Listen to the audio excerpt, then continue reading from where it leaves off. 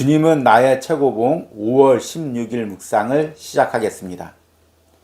오늘의 제목은 하나님이 주신 부유함입니다. 오늘의 말씀을 읽겠습니다. 베드로후서 1장 4절입니다. 이로써 그 보배롭고 지극히 큰 약속을 우리에게 주사 이 약속으로 말미암아 너희가 정욕 때문에 세상에서 썩어질 것을 피하여 신성한 성품에 참여하는 자가 되게 하려 하셨느니라. 아멘. 우리는 한 주간 주님은 나의 최고봉 묵상을 통해서 거룩한 습관이라는 주제로 묵상했습니다. 오늘은 이 거룩한 습관에 대한 주제의 마지막 묵상이 됩니다. 오늘 읽은 베드로후서 1장 4절은 그동안 주님은 나의 최고봉 본문에 직접적으로 언급되지는 않았습니다. 그런데 한 주 전에 이 주제에 관련된 말씀을 묵상하면서 제가 인용했던 말씀입니다. 그때 오늘 본문에 나와 있는 신성한 성품이라는 단어를 예전 성경에는 신의 성품이라고 번역됐다고 말씀을 드렸습니다. 우리가 구원을 받은 것은 죽은 후에 단지 천국에 가서 영원히 하나님과 사는 그 부분만이 전부가 아닙니다. 구원의 과정 가운데는 이 땅에 살면서 우리가 하나님의 성품, 신의 성품에 참여하는 영광을 누리는 것입니다. 그런데 말씀드렸듯이 이것은 저절로 되는 것이 아닙니다. 구원받으면 자동적으로 신의 성품에 참여하는 것이 아닙니다. 하나님께서는 타락했던 우리 자유의지를 회복하셔서 이제 이 자유의지를 통해서 내가 매 순간 의지적으로 결단하며 하나님의 성품에 참여하도록 나를 만들어가는 것입니다. 이것이 천국 가서 우리가 하나님께 받을 칭찬과 상급과 위로의 핵심이 되는 것입니다. 저절로 구원받아서 똑같은 모습으로 하늘나라 가는 것이 아니라 이 땅에 살면서 내가 자유의지를 들여서 어떻게 결정하면서 하나님의 성품에 참여해서 어떤 성령의 열매를 맺었는가가 천국 가서 하나님께서 우리를 보실 때 다 각자 다른 위로와 칭찬과 상급을 주시는 근거가 된다는 것입니다. 그러기에 우리는 이 땅에 살면서 하나님의 성품에 참여하기 위해서 힘쓰고 애써야 합니다. 이것은 저절로 되는 것이 아니라 매 순간 훈련으로 가능한 것입니다. 이 부분을 이제 한 주간 동안 묵상한 거죠. 그런데 이제 마지막 묵상에서는 이 훈련을 했을 때, 받을 때 우리가 꼭 기억해야 될 것이 있습니다. 꼭 필요한 요소가 있죠. 이것이 빠지면 훈련이 안 되죠. 그게 무엇일까요? 오늘 묵상을 통해서 들어보시는 은혜가 있길 바랍니다. 오늘의 묵상입니다. 우리는 약속을 통해 신성한 성품에 참여하는 자가 되었습니다. 우리는 습관을 통해 신성한 성품을 우리 인간의 성품 안에 만들어가야 합니다.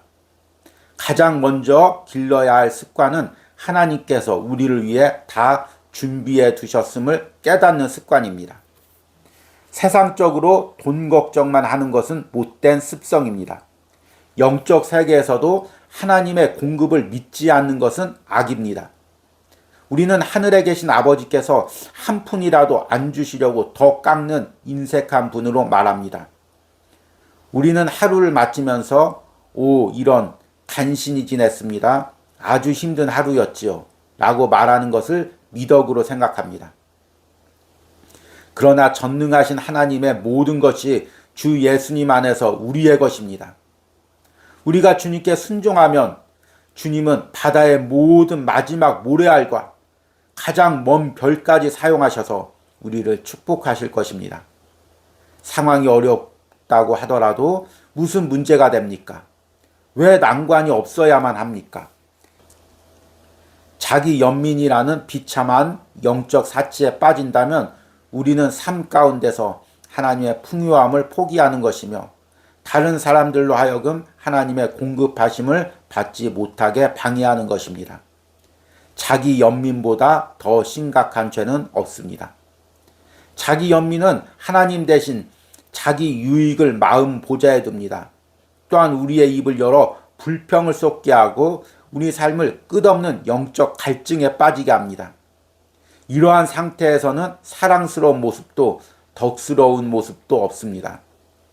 하나님께서 우리를 기뻐하시는 순간부터 주님께서는 우리가 참된 만족의 샘들이 주님 안에만 있다는 사실을 배울 수 있도록 이 세상에 속한 모든 헛된 부요를 궁핍하게 하십니다. 만일 하나님의 위엄과 은혜와 능력이 우리 안에서 나타나지 않는다면 하나님께서는 그 책임을 우리에게 물으십니다. 하나님이 능히 모든 은혜를 너희에게 넘치게 하시나니 이는 너희로 모든 일에 항상 모든 것이 넉넉하며, 그렇다면 하나님의 은혜를 다른 사람에게 차고 넘치게 할 수 있는 비결을 배우십시오. 그 비결은 하나님의 성품이 당신의 성품을 통해 나타나게 하는 것입니다. 그러면 주의 축복이 언제나 당신을 통해 흘러 넘치게 될 것입니다. 아멘. 한 주간 동안 거룩한 습관이란 주제를 묵상하면서 여러분 안에는 어떤 마음이 들으셨습니까? 내가 이제부터 결단하고 역경과 시련 속에서 하나님의 거룩한 습관을, 신의 성품을 세우는 훈련을 해야 되겠다, 이런 마음이 들으셨습니까? 아니면 너무 버겁게 느껴진다, 어떻게 이런 훈련을 감당해야 하지? 또는 왜 나만 이런 훈련을 받아야 되는 걸까? 이런 부담감을 느꼈습니까? 그런데 오늘 묵상에서는 우리가 이 거룩한 습관이라는 훈련을 받기 전에 꼭 먼저 깨달아야 될 것이 있다는 것입니다. 그것은 우리가 이 훈련을 받을 때 하나님께서 모든 것을 공급해 주신다는 것입니다. 어떤 나라든지 군인을 훈련시킬 때, 특히 그 나라에 꼭 필요한 장교들을 훈련시킬 때는 모든 자원을 아끼지가 않습니다. 모든 자원을 다 공급해서 이 나라에 꼭 필요한 군인, 장교들을 세우는데 다 공급합니다. 하나님도 마찬가지입니다.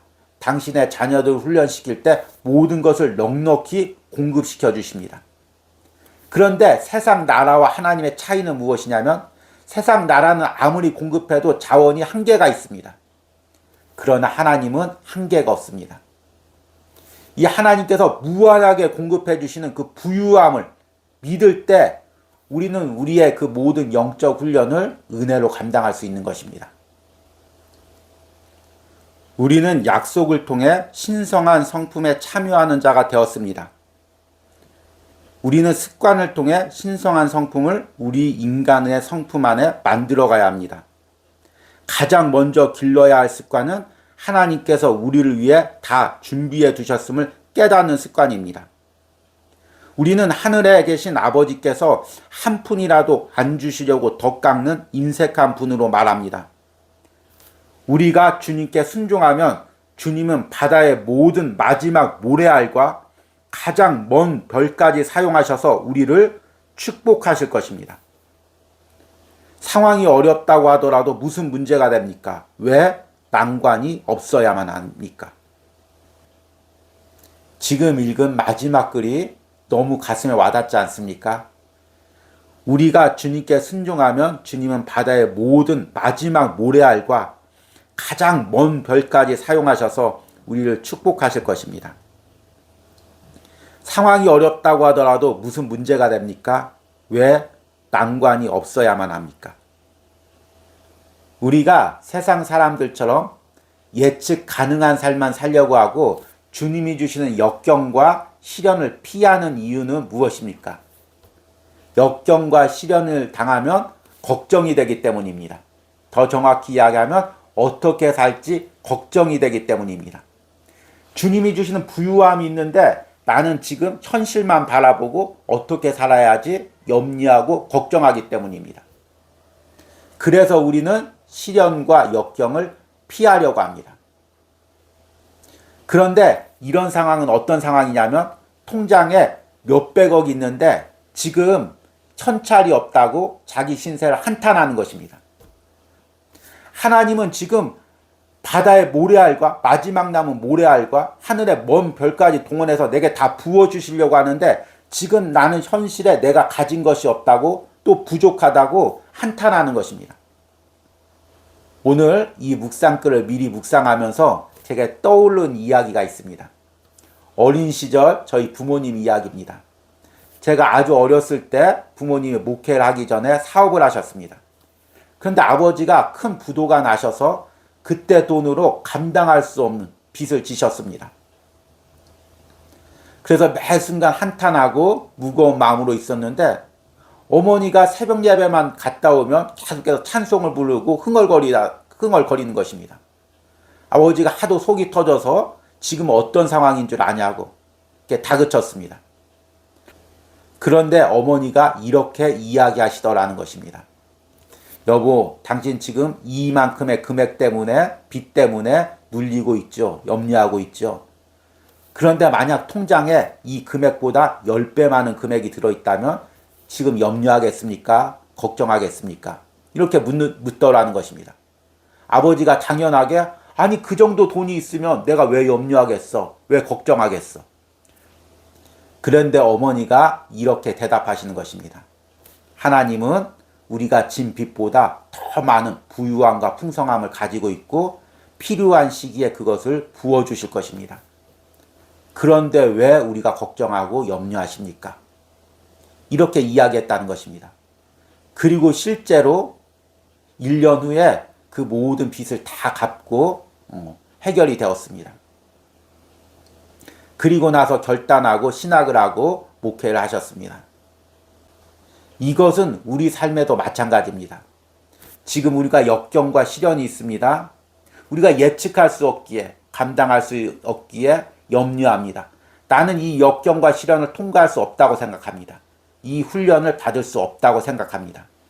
그러나 하나님의 부유함을 바라보면 내가 당하는 그 역경에 필요한 모든 것보다 더 풍성한 것을 가지고 있습니다.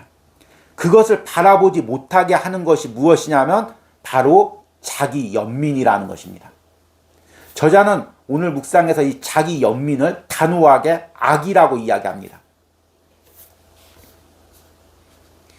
자기 연민이라는 비참한 영적 사치에 빠진다면 우리는 삶 가운데서 하나님의 풍요함을 포기하는 것이며 다른 사람들로 하여금 하나님의 공급하심을 받지 못하게 방해하는 것입니다. 자기 연민보다 더 심각한 죄는 없습니다. 자기 연민은 하나님 대신 자기 유익을 마음에 보좌에 둡니다. 또한 우리의 입을 열어 불평을 쏟게 하고 우리 삶을 끝없는 영적 갈증에 빠지게 합니다.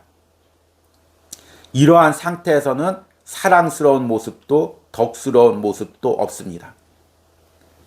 자기 연민이란 무엇입니까? 자신의 형편만 보고 자신의 상황만 보고 자신을 불쌍히 여기는 것입니다. 처량하게 여기는 것입니다. 나는 왜 이런 처지에 빠졌지? 나는 왜 이런 상황에 빠졌지? 다른 사람은 다 잘 살고 있는데 다른 사람은 다 염려 없이 살고 있는데 나는 왜 이렇게 살고 있지? 나의 처지와 상황에만 모든 시선을 집중하는 것입니다. 그러면 하나님의 부유함을 볼 수가 없습니다. 그러면 어떻게 되냐면 불평과 끝없는 영적 갈증에 빠진다는 것입니다. 그러기에 저자는 자기 연민보다 더 심각한 죄가 없다는 것입니다. 오늘 이 묵상을 하는 여러분들이 영적인 눈을 들어 하나님의 부유함을 보시기 바랍니다. 다 채워주시고 공급해 주실 하나님의 그 능력을 보시기 바랍니다. 물질적으로나 심령적으로나 영적으로나 모든 것을 채워주실 그 하나님을 바라보시길 바랍니다. 이것이 우리가 거룩한 습관을 만들어 갈 때 첫 번째로 해야 될 것입니다. 먼저 하나님의 부유함을 바라보시기 바랍니다. 그러면 이 모든 훈련들을 넉넉히 감당하실 수 있을 것입니다. 오늘의 적용 질문입니다. 지금 내가 하나님의 부유함을 바라보지 못하고 내 상황만 바라보고 자기 연민에 빠지고 있는 부분은 무엇입니까? 먼저 하나님의 부유함을 보게 해달라고 기도하시기 바랍니다. 우리 기도하시겠습니다. 주님, 우리를 하나님 자녀 삼으시고 또 이 땅에 살면서 하나님의 성품에 참여하게 하시고 또 하늘나라 가서 하나님의 풍성한 상급과 면류관을 준비하고 계신 주님, 그러나 우리는 이 땅에 살면서 내 상황에만 빠져서 자기 연민에 빠져서 하나님이 공급해 주시는 그 부유함을 바라보질 못하고 있습니다. 하나님이 주신 훈련을 감사함으로 받지 못하고 또 그 훈련을 통해서 거룩한 습관을 만드는 것도 게을리하고 있습니다. 주님, 오늘 이 주님은 나의 최고복음을 묵상하는 모든 심령 가운데 영적인 눈을 열어주셔서 그 하나님의 부유함을 보게 하시고 지금 하나님이 나를 훈련시켜가는 이 모든 과정을 보게 하시고 하나님께서 공급해 주실 무한한 자원을 볼 수 있는 은혜를 허락하여 주시옵소서. 주님께서 주시는 이 훈련을 감사함으로 감당하게 하시고 이 훈련을 통해서 하나님의 성품에 참여하는 은혜가 있게 하여 주시옵소서. 예수님의 이름으로 기도했습니다. 아멘.